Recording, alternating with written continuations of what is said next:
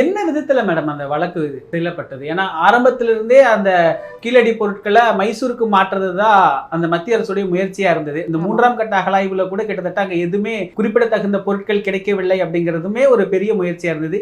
எதன் அடிப்படையில் அவங்க இதை மறுத்துக்கிட்டே இருந்தாங்க?